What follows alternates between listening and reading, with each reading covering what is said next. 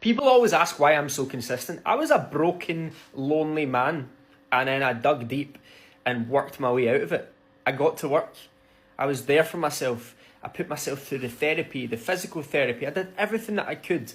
The mental turmoil that I went through in order to become comfortable in my own self. Travelled the world a wee bit.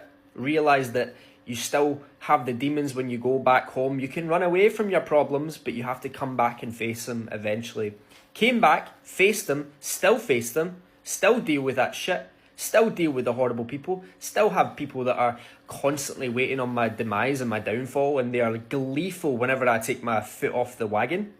But here's the thing, I will never quit, and I will never stop, and I'm resilient against that. There is no way that you can make me stop unless I'm fucking dead. Why as a society do we listen to people who have vicious opinions? Why are we just allowing it? Why are you sitting there taking that shit? Why are you in their company? Do yourself a favour and get away from these people. They're toxic. They're everywhere, but they're toxic. You just get rid of them.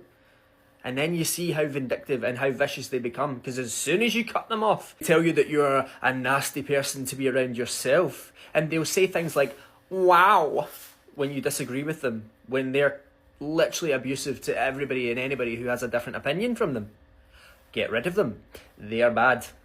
I feel sorry for you submissive girls that have a fake dom.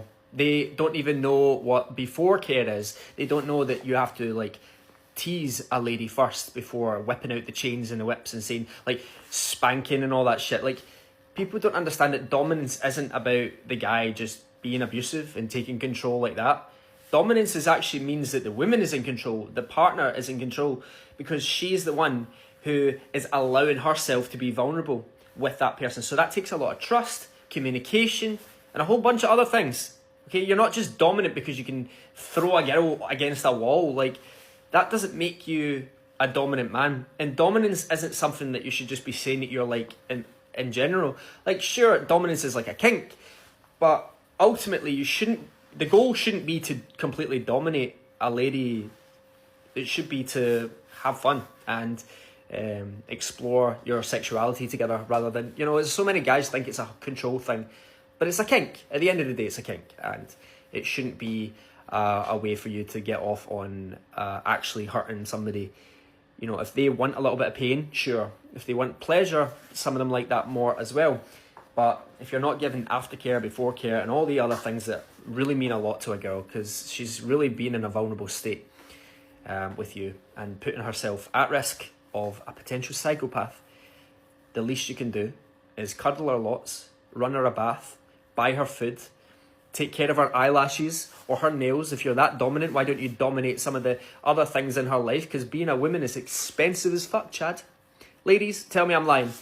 Apparently women with larger breasts receive way more hate from other women than any other women, which is crazy. I understand why though. I think it's because they're jealous that they can't hide their snacks in there, or basically your whole entire wardrobe, probably.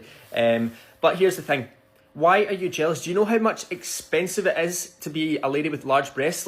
The bras, they cost an arm and a leg. And not only that, but there's so few places that actually have cute bras for these big-breasted women. Not to mention the back pain, the men sexualizing them all the time, the women telling them that they're a slut because they've got them out, because they can't wear cute outfits apparently if you have big tits, because then you're a slut.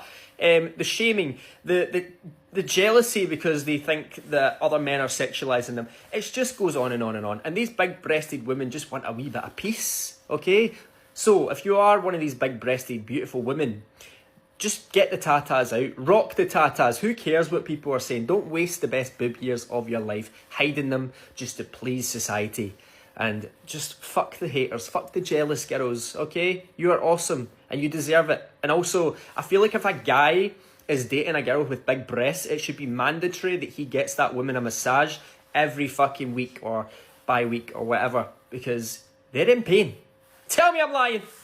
Americans have a different Mother's Day than the UK, so I was panicking. Everybody was saying it's Mother's Day tomorrow, and I was like, fuck, I haven't got my mum something. But then I realised there's a different one for the UK and America. But with that being said, shout out to all you beautiful American mums out there that are doing so much, especially you ladies that are not even getting thanks for it. So I wanted to just shout out to the mums, because I love my mum very much. And I think that if you're a mum, you do all these thankless things all the time, and sometimes you even get abuse when all you've tried to do is be your best version of yourself. And some of you are doing it on your own as well, without any other man by your side, you know, or maybe you've lost somebody. So I just want to shout out to the mums. Also, you can book me on Cameo. I do personalised videos on my Cameo. So if anybody wants a wee birthday, sorry, not birthday, a wee Mother's Day pep talk or something like that, just check my Cameo. It's in my bio.